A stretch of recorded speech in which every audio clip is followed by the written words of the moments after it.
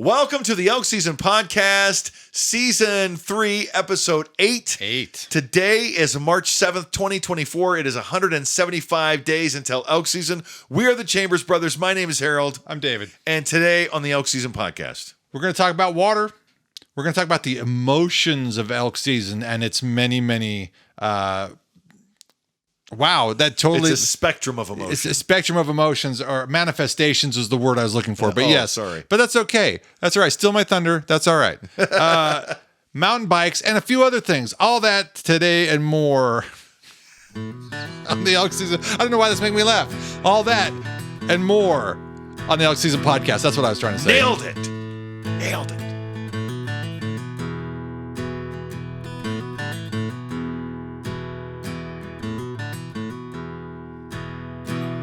Yeah, what do you got? So, I think first of all, we need to start talking about the water situation out west. We're coming up on the equinox. Yeah. And daylight savings time. Yeah, set your clocks forward. If you're hearing this after this weekend, wouldn't matter. But yeah, we're currently coming up on that spring forward. Right. So we're 6 months out. We're 180 days, right? Last week was 182. 175. This week we're 175 days to elk season. So we are closer to elk season than we are from elk season. Yeah. Whoo, the downhill, man. It's going to be here before you know it. It's going to be here and over. We need to mark the calendar. Yeah. For when that equinox happens, when we that day, and we need to figure out how to make something special for that day. Like make sure that we just dedicate the podcast to the day that marks the midpoint between 180 days or whatever it is. Well, yeah, the difference between the end of August and the beginning the end of September and the end of August. What's the midpoint? And just I don't think we're quite there actually. Because September's a month long, so it's not just a matter of 180 that's what days, I'm saying. So I'm just saying we should maybe look into that. Not this year, next year, I don't know. Maybe in 5 years. It's a 5-year goal. They asked me in the interview, where do you see yourself in 5 years? Having a special event on the midway point between the season. Yeah, I feel like that is accomplishable in the next 5 years. Let's because you know what? I'm ambitious. I'm a dreamer. I'm gonna make sure we note that for the future. Yeah. Okay. So the water situation out west. I gave you a map and a quick description from Google as to how the water situation out west is shaping up. Oh, that's the other one? Yeah. They're both the same. They're both the same story. I'm going to read the description, then go to the image. Yeah. So following a very slow start to the 23-24 season, our snowpack across the western U.S. has steadily made a comeback. Most watersheds in Nevada, Utah, Arizona, New Mexico, and Colorado now sitting near or above 30-year normals. Good. Right. Good. Okay. Well, at or above 30-year normals. We got off to a slow start. Things are building up. We still have what I imagine to be many, many storms to go before winter is over. Yeah. We just had one roll through. Yep, big one. Nice one. Yeah. I was surprised how much snow fell here. And it was cold today. It just very. I've been joking all week that March showed up in February, and February has now shown up in March. They switched roles. They swapped places. I know. I grew up on the saying, in like a lion, out like a lamb. Yeah. And I just don't know that many people that know that saying anymore. I noticed that as well. and we were talking about that earlier because have I told you that I think... No, you mentioned it tonight. Oh, yeah. So let me... Yeah, tell me. All right. So, there's By the way, the saying we're talking about is the month of March. March comes in like a lion and goes out like a lamb. It comes in, lots of storms, lots of cold, ugly. Like a lion roaring. And goes out like a lamb, soft and gentle, plenty of sunshine. That's the idea, in case you don't know that. And I'm glad you specified that, because I would have said that have you not. Because in order to understand my logic here, you need to know that about it. And so... I have come to an appreciation that it may be the other way around. In like a lamb and out like a lion. And part of my thinking on that came from that saying from April. April showers bring May flowers. So if we go out calm in March, what the heck's all this stormy stuff in April? So my thinking is this. I looked outside more often than not in early March, and I see white snow on the ground. Kind of like baby white lamb fur. Or wool or whatever, gotcha. right? Yeah, so you look outside, look, it looks like a lamb. So it's in like a lamb. And we're going to have storms at the end of the month. It's going to go out like a lion. Yeah. So it's dumb and silly, and it's just something I like to harass Vessa with. And she probably heard this, and she's shaking her head again. But when we were shoveling the sidewalks the other day, she was helping, and I said, "Look, honey, the lambs have arrived." Yeah. And she just walked off. She wouldn't engage. Don't engage. Don't engage. Don't engage. That's mostly what the voice inside my head tells me now. Don't engage. Oh, and then when you're over here, I got you. So, looking at this map of the greater Northwest, though, of the water tables, there's still a lot of drought in terms of, or I wouldn't say drought. It's just less than normal percentages. So in Idaho, we still have a lot of red, orange, which is less than 50%, right, and less than 50 to 60%. But you're starting to see some places here in the Magic Valley. We've got 90 to 109%. Yeah. And so only because that's very recent. But remember, 2 weeks ago, very different story. The videos coming out of the Wood River Valley from Sun Valley, the Sun Valley Ski Resort. Yeah. There was no snow. Nobody was skiing. Oh, yeah. Very low. That's right. Very low snow. That's very close to where we hunt. Yeah. And but if there's any sense of a snowpack, these water tables can change. And if we get more moisture, more snow, then that will got some good snow. What was it? Was it? I guess Snowpocalypse 2017 when everything was blue, dark blue. Yeah. And we had a year since then like that. Yeah, it was this year. We've had 5 snow days this year in Twin Falls. Yeah. Snowpocalypse 2024. I mean, it's very, very close. But it wasn't snowpocalyptic in the sense that it didn't melt in the next day. Yeah. Snowpocalypse was sort of closer to March. Yeah. In February, March, and then we just had some really hot days, and I saw people's with their basements flooded all the way up the staircase. Jeez. Many houses. Very. You got a sub pump? No. Yeah, okay. You're probably safe. Okay, good luck. Well, call me if you need to borrow my dryer. I've got a shop vac. No, we're okay there. You've been there long enough to know probably that. Yeah, we've been there, I think, 18 years, 19 years now. Never had a flooded basement? No. Yeah. Not one from the outside. And the pipes on the inside suck. Yeah.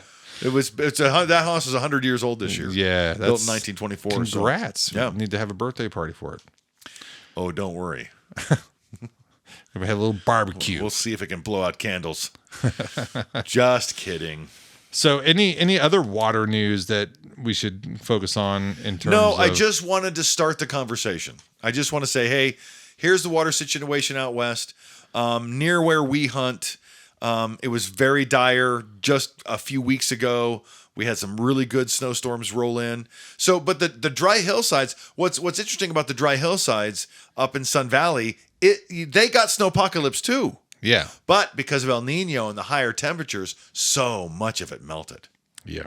So much of it melted. So one of the really advantageous things I think for last year was that we just had a slow spring. It just warmed up slow. It never really got hot too fast. So the snow melted slowly.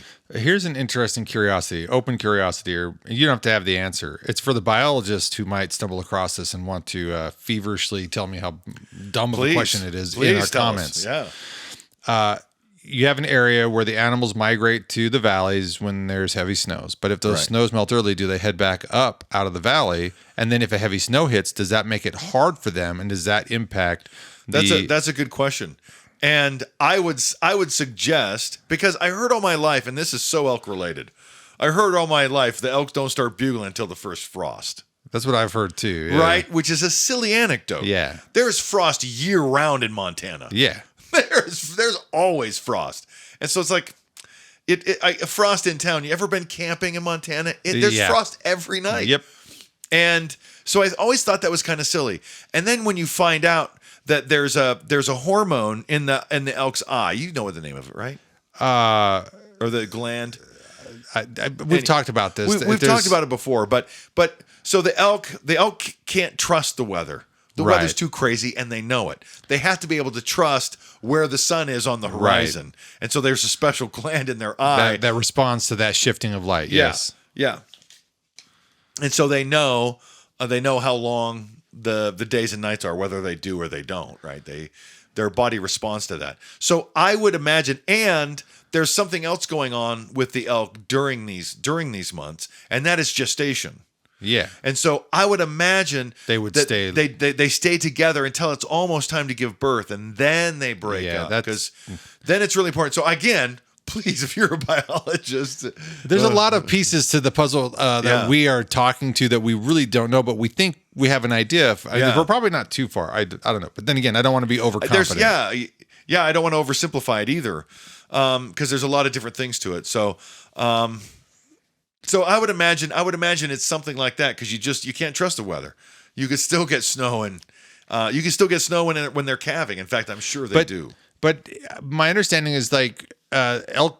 If you're talking about elk bugling related to the sun's position on the horizon and that gland setting off, that's different than weather coming in and pushing them down out of the valley. If you have a warm February like we had, they might go, oh, it's not about the position of the sun, it's about access to the land because there's no snow. So they could still go out and graze. But even the plants know. Even the plants know it's not spring. Plants aren't sentient. I'm just kidding. Sorry. The plants won't come up. The plants won't come up. True. And until the temperatures tell that to my garlic. Right. So until the temperature gets just right. So some seeds can spring up early. Yeah. And that is temperature related. But usually you need certain number of sustained heat days. We've got tulips and daffodils coming up right now. Oh, do you? Oh, that makes sense. That makes sense. We've seen that before. Yeah. It seemed like there was another question I had about water in here too.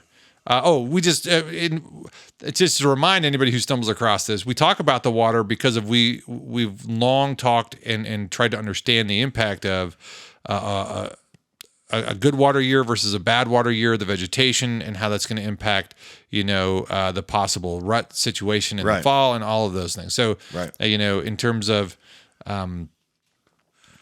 the animal fat that the fat that the animals can build based on the vegetation. So it's all important. It's all relative to elk season. So we're not just bantering. It's actually for a purpose. Yeah. And it's what makes the elk bugle is definitely the rut. They go into rut, and that gland is very, very influential. That gland in their eye is very influential. It's influential, but not determinative. Yeah, I was going to say, because wouldn't we also need to determine the rut based on the scent of the cows? Yes, and the scent of the cows is key. If the girls aren't ready, then it doesn't matter how ready the boys are. I've been married for 25 years, so if the girls aren't ready, nobody's going. It doesn't matter, right? That's just how it works. Yeah. So what we want to pay attention to is how one of the most important keys to a cow going into estrus, the way I understand it, is her fat stores. Yeah. So, and we've talked about it before, and it's analogous in humans too. Exactly. Yeah. The younger and younger girls going into puberty because they have access to so many calories. Yep. Yeah, and they just gain so much weight, and their body says, "Okay, congratulations, you're ready." So that's kind of how I frame up how the elk are feeling, is how much food is there, and how much water comes down, and the speed at which it melts is influential, and the speed at which spring happens and summer happens, how the days warm up, because they need access to some very important food sources rather. During and after calving. Yeah. So muy importante, agua. Yeah. So this water situation out west is a pretty big deal when it comes to the elk ecosystem. Well, the ecosystem. Just the elk. Yeah, just the elk. We don't really care about anything else. God, those ruts from that crazy storm. The ruts left behind from that storm. Geez, sorry. Anyway. It wasn't the storm. It was the melt from the storm. That was the 2017 melt. No. Oh, you're talking about the other one. Talk about the other one. Yeah. We were up there in July, no ruts. We came back in September, big ruts. And there wasn't no snow. You could hide in. You could hide dishwashers in. Yeah. That's amazing. Not that we have a picture that we can pop up there at this point. With a dishwasher. But it looked as if somebody came through to bury cable for a subdivision and they dug a huge trench. Like when you see somebody build a house, go find some new construction. When they put in the electrical, they dig a deep trench from the source to the house. And what gave it that look was not just that the sediment was washed down, but it was washed up and out to the side, like a trencher had come along and moved it up and out. The force of the water was so heavy, it was pushing rocks over the edge, and it made it look like this whole trench had just been buried on both sides, kind of on both sides. Just incredible. Nature, Mother Nature is awesome. Yeah. But I think that's called a mass wasting event in geology. Fabulous. I know. Fun to say. I need to go talk to those people. Our geologist has got quite a notoriety online. I don't know if you knew that. He's very good. Yeah. Sean Wilsey. Yeah. Yeah. Yeah. So he's always doing I had stuff. him for a class. I always called him Mr. Wilsey. Hey, Mr. Wilsey. Mr. Wilsey. And he goes, you're older than me, right? I go, yeah. Otherwise, it wouldn't be funny. Anyway, he's a good guy. He's a good guy and very knowledgeable. Emotions of elk season. Yeah, so here's a bulk of this week's podcast right here. David's going to start a list right now. We are going to go through different emotions of elk season because we are going to need music for all these emotions. Okay. Because there's emotions. There's emotions. Let's say there's an emotion for. Let's say we're doing a montage of getting fit, like we're Rocky. Yeah. Right? And we're doing a montage of getting fit. We're getting ready for elk season. That would be inspirational. So, inspirational montage. We're getting ready for elk season. Yeah. Yeah. And then that was supposed to be an elk opening weekend. Oh, that's anticipation and anxiety and everyone conspiring against you. And you're never going to make it. And won't this day happen? I've been waiting for this day forever. Yeah. Right? It's just, this is everything. Everyone leave me alone. Anxiety, anticipation. That's Yeah. And so then there's opening weekend. And you get out, you finally get the fresh air, you get to feel your legs underneath you, and usually nothing's happening. Yeah. Nothing's happening at all. Boredom. But still, boredom and confidence, boredom and hope. Oh yeah, because there's still hope because you're finally up there, and there's just a certain level of hope. Well, as September goes through, there's less and less hope. Yeah, so it's boredom and 100% confidence. Right. Is really what that is. Because you get up there, it's like, it doesn't matter. You don't see anything. They're here. We know they're here. We got to go over here. We got to go here. We got to go to the backyard. We got to go to the kitchen. We got to go to the butt crack. We got to go to Elk Ridge. You see a bunch of to the Ripper, bulls, to the candy cane. You see a bunch of bulls gathered up together. That's not a good sign for the rut. Right. You see a bunch of cows with no bull. That's not a good sign for the rut. The season might not be ready yet, but that's an emotion. Yeah. Right. And second weekend. Second weekend is very, to me, I feel very determined. Yeah. The second weekend, I'm like, I got my legs underneath me last week. I know how to eat Spam singles again. Right? I'm ready. I'm so sad. I'm sad because I once ate those as much as you did. Yeah. And somewhere I remember being up there alone. You still got Vienna sausages. Somehow I can still do that. Yeah, Vienna sausages are so great. But yeah, one of the first. Sorry. If they release a Spam single with cheese and bacon bits, I'm in on that one. I think we've covered that. I actually took some Triscuits and aerosol cheese, and I arranged 7 different crackers with 7 different piles of cheese. And then I took my 7 Vienna sausages and put them in like hors d'oeuvres, right? And put them in. And we were up at the Ripper, I think, when I took that picture. We were way up there. So that's one of my, and I ate every one of those. I think that was my breakfast too. Nice. Then I had a chocolate Twinkie or something. Have we ever tried to fry the Spam singles? So yes, I have not during elk season. Oh. I made a TikTok where I held them in my I held a spam single in its pouch in my Leatherman pliers. Because if I were to take a spam single, cut it up into small chunks, and then fry it up, I could probably stomach that. Oh, it's just so that good. It's just so that good raw stuff. I just don't. Yeah, it's not raw, but it's spam. It's spam. Something's raw in that. I'm sure. It's just with so many preservatives, it's dead. Yeah. Well, fat's a natural preservative, and so it's just really high in fat. I know there's other preservatives in there, but so that second weekend is I'm determined. I'm gonna give it 150%. It's because you get out, you got the lay of the land, you got your legs behind you, like you said, Right. or under you, and it's like, in a way, you don't want to have to end your season early, but you also kind of have life to get back to. Right. So my determination is sort of driven like I should do it this weekend and then I'll be done. Even though I might still be able to come back out, but it hasn't happened yet. So it's usually... Right. And third weekend is like, oh, this is it. It's the big show. You're going to the big game. That third weekend in, you're very close to the equinox. Yeah. You're going into rut. And if there's good animals in the area, whether there's rut or not, you're going into it. Sir. Yeah. No, I was just gonna say whether or not.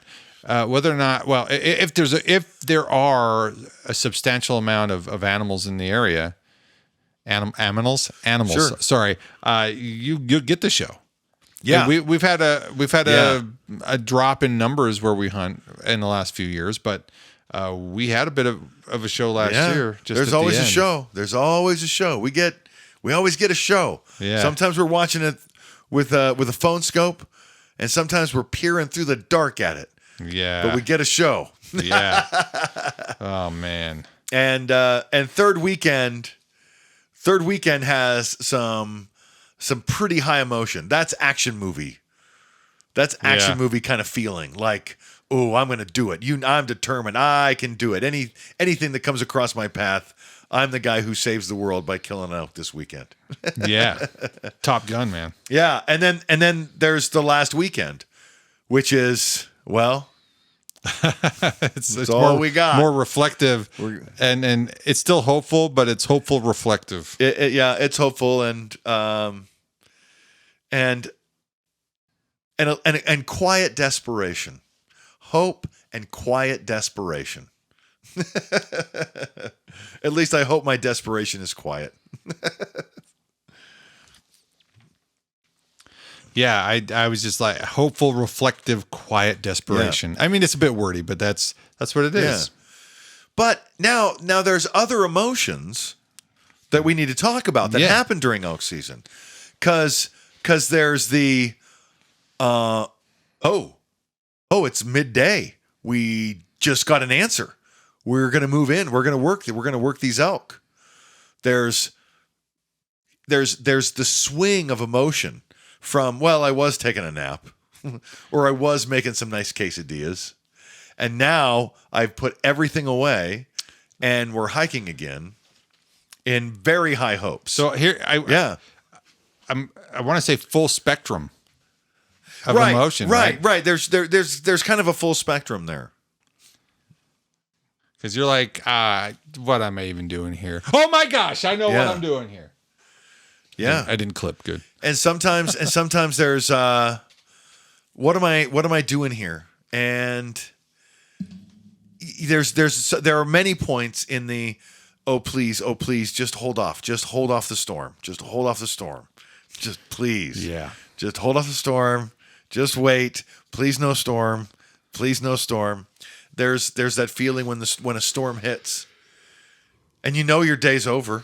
Yeah. There's 7 hours of daylight left, and you have to hike back to the tent. In an odd way, though, I'm glad that, and we've talked about this before, when a storm happens, and we know that's, and now that we can look at the weather real time, too. Yeah, that helps. It's best to just conserve energy and just go wait for the next opportunity to get out when it's not doing that. It just, and maybe there's hunters out there that disagree with it, but Well, I would disagree with that right now. Yeah. Because the day we left when it snowed in the morning, And the day we left, we had, because we said, well, we're packing up camp this morning. It snowed last night, so we're packing up, and it was going to storm all day or whatever. Yeah. And so we packed up and left. I have trail camera from the lounge from that day of a bull that morning, of a bull coming across the lounge. Well, we've been up there after it stormed, but I know it's tricky. You have to say, well, can I make it? Last year I got snowed on, and I think I left right as the dawn was cracking. Yeah. And I'm like, maybe I could have hiked. Maybe I need to challenge that thinking then. Because I was being grateful for it, because it's like, I feel like if the animals aren't doing that, because more often than not, that seems to be what we experience, that the animals are down and we're down. But we have hiked through the snow and a storm, and we spooked that bull out of his bed. Yeah, we did. And some fresh snow. Fresh snow is great. I love fresh snow. Yeah. But we thought the snow was going to keep falling. Yeah. And I think as we drove out, isn't it like, oh, I think it's clearing up. No, here it comes. Oh, I think it's clearing up. No, yeah, it was very. I forget forth. which time we left when it was storming like that, but it's frustrating, and the drive out's always reflective. Yeah. Always quiet and reflective. It's not quiet with me in the car, but it should be. I know. It should be. Somehow you talk me into riding with you every year, and I question that every time. Now that I know how we can do a podcast from the truck, and we can it's so easy to just set that up and go, we'll get. So we will have podcasts this September. The past 2 years we have not had podcasts through September because we're just too busy with elk season. Yeah, but you've been working on that, so I'm excited to see, because we did a test run. But but isn't it cool how just putting yourself out there, doing a test run, helps you see what you need to do? Well, it's good practice. That's what I'm doing with some LED lights, but don't ask. That's not for this podcast. Not yet. Not yet. We'll get there. And there's the moment where there's some other moments in elk season. Yeah. Right? There's a sunny afternoon where you get to take a nap. And it's everything you needed. It's everything you needed. A nap in the woods sometimes is it's just what you need. Yeah, relax. There's nobody to disturb you. Got a noisy chair. Woo. There's in the moment, up close. They came in close, like 30 yards away, 100 yards away. Suspense.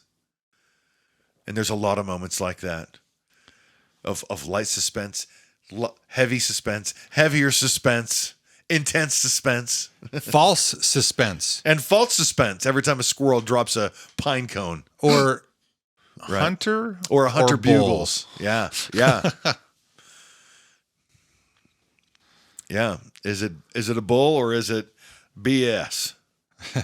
Right?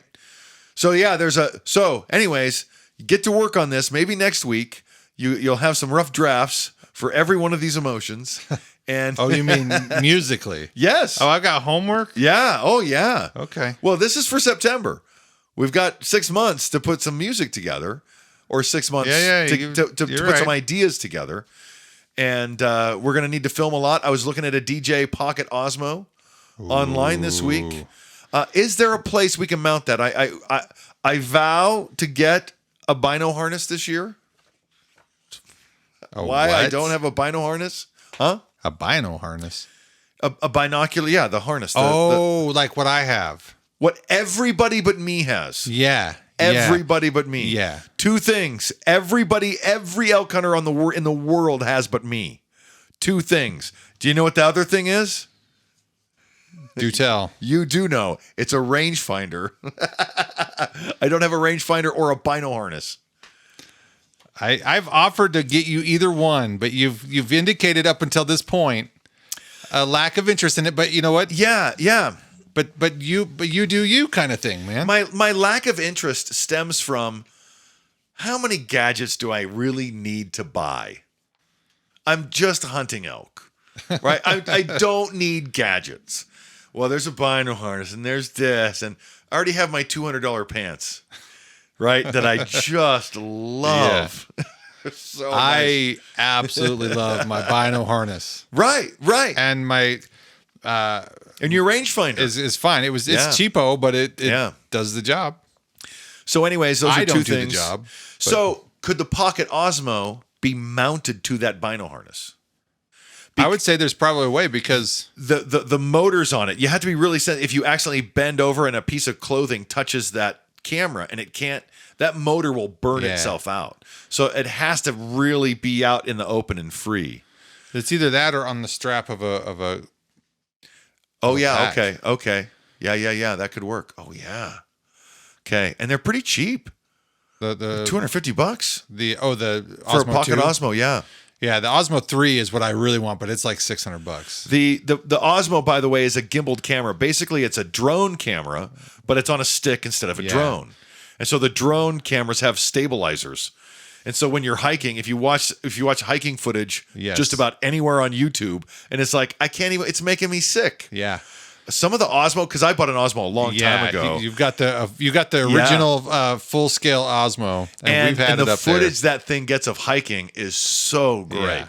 I mean, you're just floating along hiking. It's really good. It's really good video, but it's a lot to pack around. Yeah, but the Osmo Pocket looks pretty good. It's been on my wish list for years now, and then just in the last year or so, they released the Pocket Osmo 3. Yeah. The Pocket Osmo 2 is what I'm looking at. It has a screen on it, and extra batteries and SD cards and stuff. So looking at getting footage from many different angles. A big camera. I'm going to need a bigger camera, but I want to buy one anyway.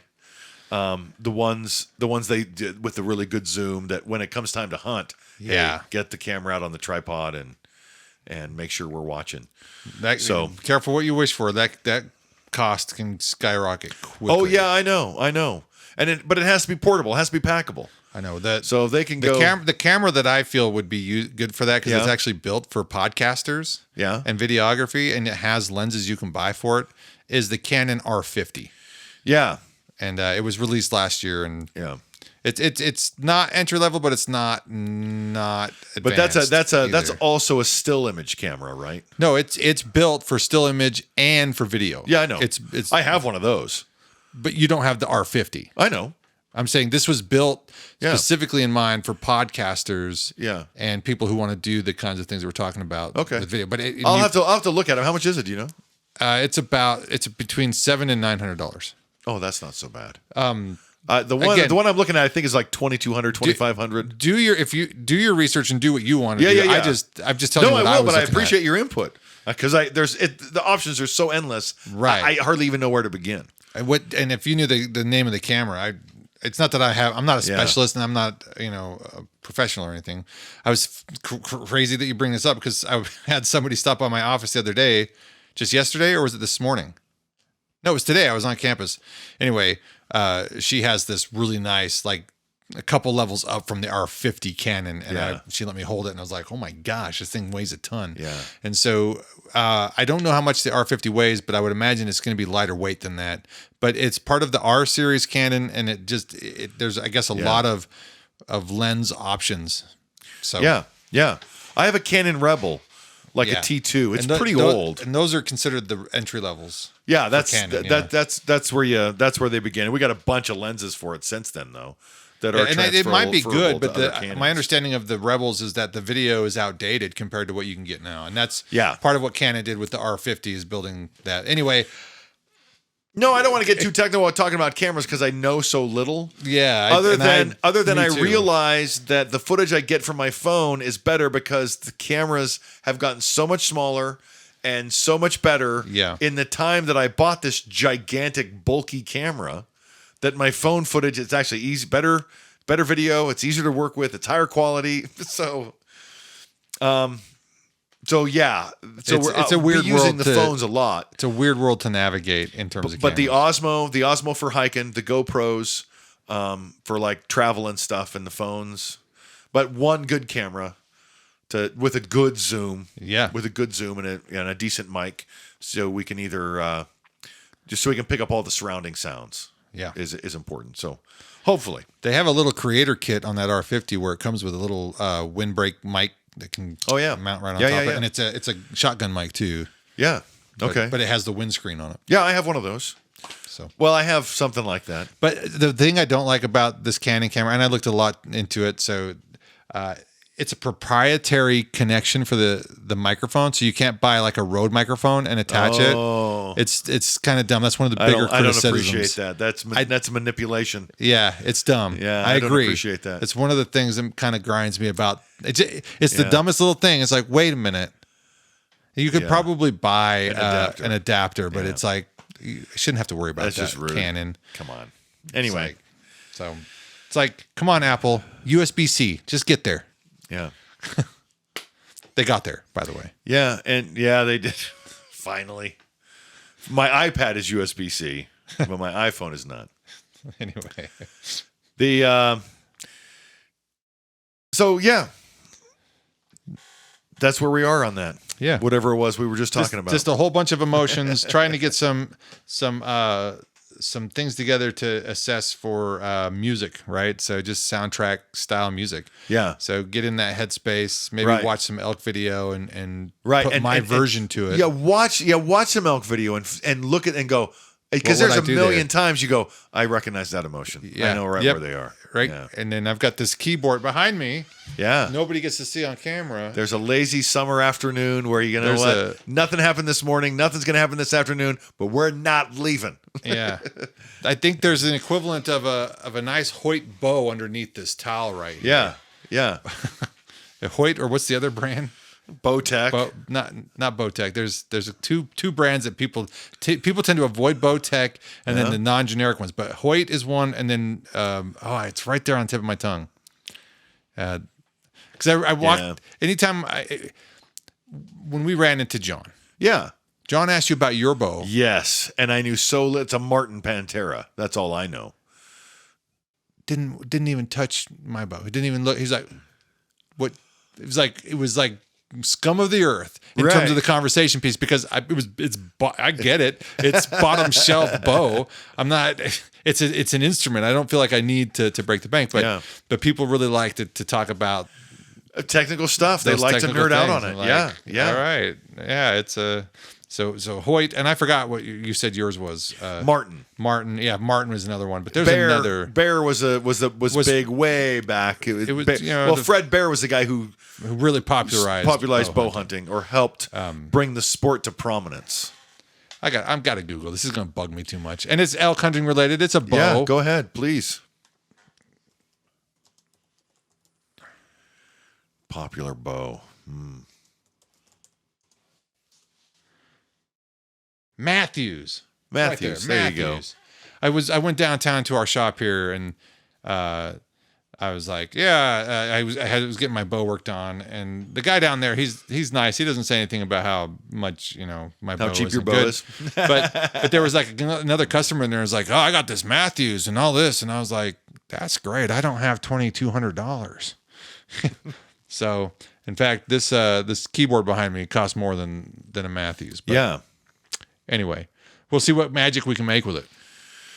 Yeah, I've always been curious about that, because the first bow that I bought had no name. I still don't know the origin of that bow. Wow, and it cost $30, and there was $100 bows, there was $120 bows, there were $150 bows, there's $500 bows, and then way at the end of the shelf there was this one $30 bow.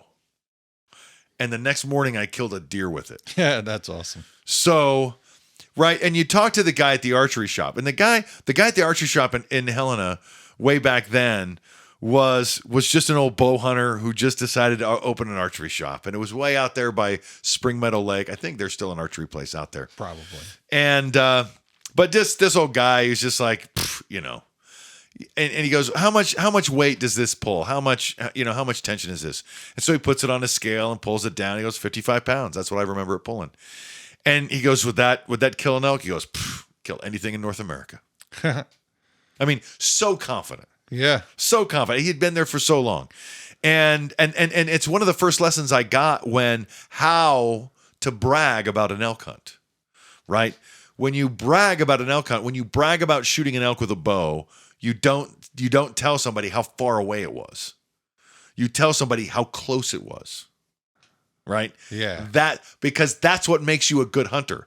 It's not how far you can shoot. It's how close you can get to your prey. I've always liked that aspect. And so this was the first guy I heard frame it like this. Tell us about your first elk. Oh, my first elk. I had to get up and kick him to get him to move further away so I could shoot him. Right? That kind of attitude. Yeah. And you're like, oh, I'm in. Yeah. I'm all in, baby. Let's go. So I know when I saw Joe Rogan had shot, Joe bragging about a 60 or 70 yard shot on an elk with a bow.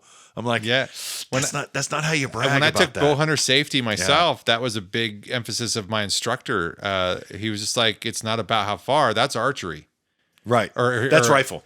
He made a distinction at that time, a difference between archery and bow hunting. Oh, gotcha. If you want to shoot archery, go to the Olympics. Right. If you want to hunt an animal, bow hunt. Gotcha. And so I know it's less of a distinction now, but yeah, I really appreciated that. And I've tried to figure out how to get better at getting close. I'm a big guy, and I'm not quiet. I make noise, but I've learned to get close. It surprises me every year how close we get. Yeah.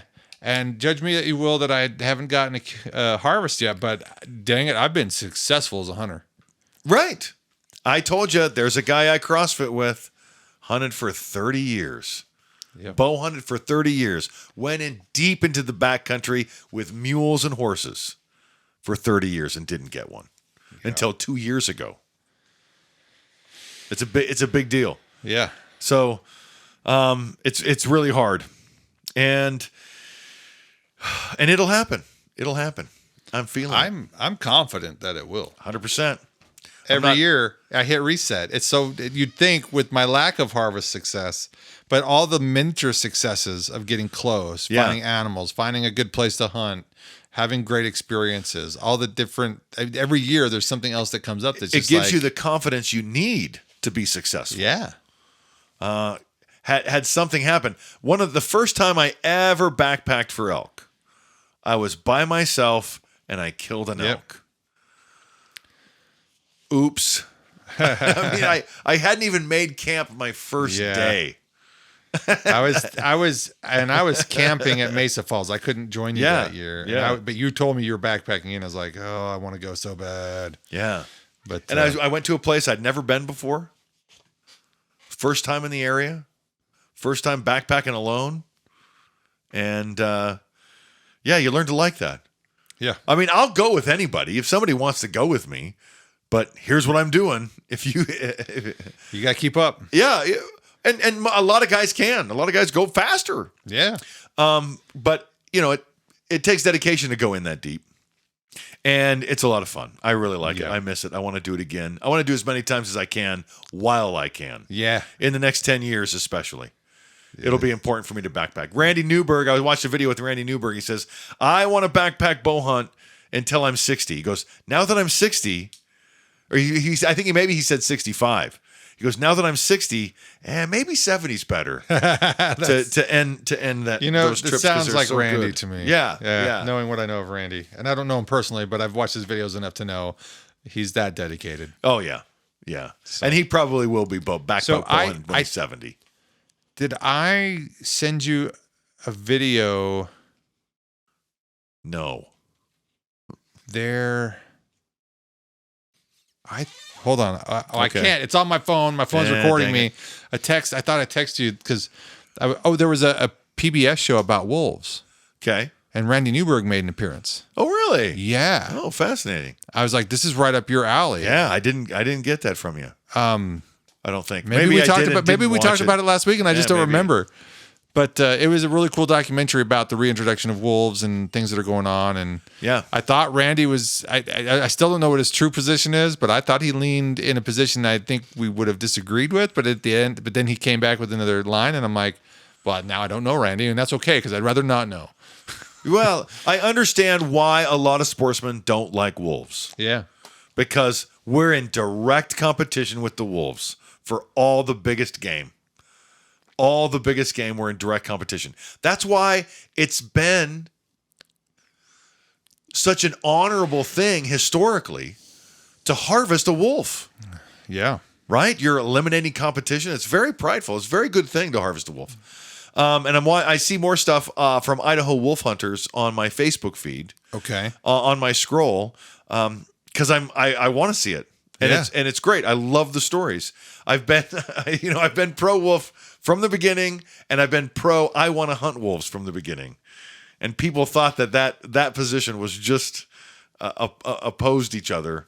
And I still love the wolves, but I realize that it's going to take more than just hunting wolves. Yeah. That it's going to take a serious effort in trapping wolves. And so that story's to be continued as well. Yeah. You get me started on wolves. Yeah, let's let's spin the wheel in a different way. Yeah. Mountain bikes. Yeah. See what I did there? Yeah. Yeah, because I have a genuine question for people that ride mountain bikes. I think I'm sort of learning the answer. Okay. But as I look for mountain bikes that for sale online, I see two different kinds of bikes. I see bikes that are made for mountain bikes. Yes. And they're anywhere from $100 to $500. Yeah. And then for some reason, the next step up is a $3,000 to $7,000 mountain bike. Yeah. It is beyond ridiculous. They're not e-bikes. They're just self-powered mountain bikes. Yeah. So I'm trying to go down the rabbit hole. I'm upset that there's such a discrepancy. Well, is it really that big a difference? Every single component of a mountain bike really drive it up to $3,000, $4,000, $5,000? It's insane. I don't get it. And I've been just going down that rabbit hole trying to learn more about mountain bikes, because I have a mountain bike that when it came out, and it's 15, 20 years old. I've had it for such a long time. It's crazy to think I've had my mountain bike for 17 years. Yeah. Yeah. Jeez. Sorry. So maybe they could use some better components. I've updated components. I put new sprockets on. I've had a new chain. I had my gear shifter go out on me, so I taught myself that, and a derailleur. I've actually taught myself some things about it. Yeah. And there's some really, really good components. So what I'm understanding is it's going to come down to what I intend to do with it. Yeah. And there's this thing called single track, which is you it's like downhill skiing, but on a mountain bike. And there's big jumps. I'm sure you've seen it online. There's big gaps. They have boardwalks. Yeah. Narrow 1.5 foot wide boardwalks that they have to ride. I'm not doing that. That says death trap to me for me. I'm not doing that. Yeah. I mean, I would love to try. You know what? Once you get started doing it, and your confidence goes up, you start to, maybe. Boise has a mountain bike track that's opened. Yeah. That I was actually curious about maybe going over and seeing. Yeah. I'll embarrass myself with you. Let's go. Yeah. It's because it has some of those features, but it's low key. It's something that could maybe, I like what I see. I don't want to get so involved because there's those people like you were saying, it's like these wooden tracks and they're only 2 feet wide. Oh, yeah. And there's jumps on those wooden tracks, and it's downhill. I don't want to do gravity. that, but this track that's in Boise is like low key scale stuff. But curiosity might bite me to go over. We have some really good mountain biking trails in Idaho. Yeah, and we can utilize them during elk season. Yeah, and I would really like to utilize them during elk season. Okay, there is a single wheeled trailer that can follow a mountain bike anywhere the mountain bike goes across rivers. And it holds 70 pounds of gear. Wow. So instead of having the gear at high center of gravity on your back or on opposite sides of the wheel, it's all the way down on a trailer behind you. Yeah. So the center of gravity isn't throwing you around, and it's not so much hiking up. Oh, it's coming down. At the end of the day, you're like, oh man, if I could just ride this bike, that would be so great. So that's what I'm interested in, as well as still the the float down the middle fork of the salmon. Yeah. God, I would love to do that. That's definitely in the next 10 years. You want to talk Yes. about my 5-year plan? Yeah. Definitely my 5-year plan. To drink more Dagger Falls. At Dagger Falls. And maybe that's as close as I'll get. So So having a good mountain bike, I'm just really surprised at the discrepancy, this divide in the prices of mountain bikes. And I have yet to ride a $3,000 mountain bike. Maybe when I ride one, it'll be like those $200 pants. Curiously speaking, Yeah. there is a mountain bike rental company up in Haley Sun Valley that might have those that you could rent. Yeah. And you can go, oh, I get it. Or lame. Yeah. I got a buddy with like a few bikes. And I bet if I told him, hey, can I borrow? I'm curious about that. Can he? I bet he would just like, please come and get them. Yeah, it's fun. The bottom shelf bikes, like what I bought wasn't completely bottom shelf, but it was pretty close. Yeah. I bought it 15, 16 years ago. The pedals years go on. Go by fast. The crank arms go on the I guess the gear shaft. Yeah. The crank arms go on a square peg. But because I was riding with you one time, and one of the pedals just kept coming off. Yeah. I'm just like, because the square rounds off, and then it can't hold anyway. Yeah. That frustrated me. It frustrated me for so long. I finally, thanks to YouTube and the internet, Googled my own fix and found a different type of sprocket mechanism. Yeah. And instead of the pedals going on a square peg, they actually have a sprocket mechanism. So it's a bunch of teeth that interlock rather nice. than, Yeah. And it just, I've not had a problem since. Okay, good deal. And it must not be an uncommon problem. It happens to some people. What's dumb is if it's so common, it should be like an outlawed technology. Like it should not be put on bikes anymore, in my opinion. Listen, we've had this discussion before. Yeah. We're ogres. We're tough on equipment. Yeah. We're big, strong guys. How many times you use the pliers and hope I don't break either end of what's on these pliers? Yeah, that's true. They're just pliers, but if I'm tightening a housing and I could, for some water, it could all go downhill fast because I'm just stronger than a lot of equipment. Are you ready for this? Yeah, obviously. Hold on. Oh, maybe he's going to go get something. Hopefully it's a picture. Oh. It was right across the other room. Sorry. That's very No, we're good. I made some comments about you while you were gone. I was hoping. So I got these really cool gifts from my family for like Christmas or my birthday or whatever. And they're these little models. Yeah. They're little tiny intricate models that you have to use pliers for. I failed on my first one. And it's broken beyond repair. I can't actually build this because the metal's all it snapped and broke. And I was trying to be patient. I was taking deep breaths. I was trying not to be gentle and easy. And we're not those guys. More of a keepsake as is rather than building it and looking at it in that form. So, unfortunately. So, I know. I complain about things that break as being, well, that's not a made American. American tough got to be. No, it's me. I'm American tough. I break things. Yeah. Don't let me travel to other countries. I might break them. And we're above average in size. I'm 6'2", you're 6'4". Yeah, and I got a son that's my height, and he's only 17. Yeah. Is he still in a 15 shoe? 14. He's in the same size. Yeah, really? 14, okay. But, he did get a pair of 15s at a store, but sometimes the brand 15 is better. Yeah. I've occasionally run into that. I once wore a pair of 15s. I was proud of that. I was like, I got 15s. Like, who cares? Yeah. But it was fun for a while. Yeah. Until that pair of shoes died. But, well, the mountain bike thing is very fun. I would really like to. I actually need to get out and practice filming in the mountains and doing some activities. So this summer. So I'm looking forward to that and doing some more. I was talking to people recently how I'm looking forward to the warmer months to get back out and about in the woods and the hills and. Excited to explore some of these things you found in the South Hills. I want to go see some rams. I want to see where the elk are. I would love to see. I know shed hunting season is here. Yeah. It is March. Yeah. So in some places, and I did talk about that this week on my radio show, how how the shed season in eastern Idaho is off until April 14th. But April 15th, funny enough, because is turkey season. Yeah.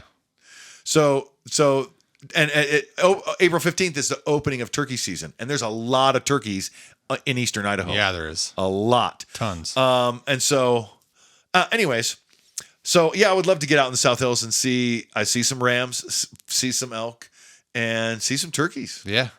Yeah. Yeah. So they're out there. And what else? It is shed hunting season. Yeah. So I like seeing all the shed hunting stuff. They show sometimes the sheds with a little bit of red still on the base. No, those antlers just dropped. Yep. I even saw drone deer recovery find antlers because of a heat signature on the base of them. Oh wow. Yeah. So, and you know that drone goes up so high, it's not going to harass the animals. It doesn't harass the animals. You can look down and go, well, there's a heat signature there. Let's see what it is. You switch from thermal to zoom, and you go, oh, it's just antlers. You can see right then and there, it's just antlers. Yeah. Really cool technology. Yeah. That's cool. I'm saving up. I'm saving my allowance. That's good. Yeah, and then also for a bob yak, a trailer that'll hold 70 pounds. Yeah. And can follow me places. Anyway, so got some wish list items there. Yeah. Spring is coming. We'll be back. We'll be back next week, and the water situation's wrapping up. We do have some storms next week. Coming into Twin Falls, but we also see there's 60 degrees next weekend. So I know but it is March. Yeah. So we're gonna start seeing more stuff like this. I'm glad it held off at least a little bit. That we only saw. I like a good winter. Yeah, I like a good winter. Last year was a good winter, but it was long, so it could have been a little shorter. But I'm not disappointed. Last year was. I wish that could happen more consistently. Yeah. Last year was better than the year before because the year before I remember June 1st stepping outside my house at 8 a.m. and it's 80 degrees and muggy. Yeah, and you're like, oh, and it was like that all summer long. I think maybe the year before that. All through June, July, and August, it was smoky. During the COVID year. Was it 2020? Was it smoky all year? 2021 was smoky. Oh, man. Just crazy. Crazy. So, and I relate all that stuff to elk season because every time we get a day closer to elk season, every time it's a day closer, and I know I can be outside. I know I can do outdoor stuff. I look out there. I look to the mountains, and I go, ooh, what's happening out there with the elk? And then when the weather hits you just right, it makes you think of a September day that whether the rain's falling a certain way or the breeze hits you just right. There's a smell in the air. Yeah, and it's like, just ooh, right. I'm triggered. There's a little bite in the air. We got a few of those early last year. I think even in August, we're like, shivers up the spine. We're getting close. Yep. All right, 175 days till elk season. Have a good week. Cheers.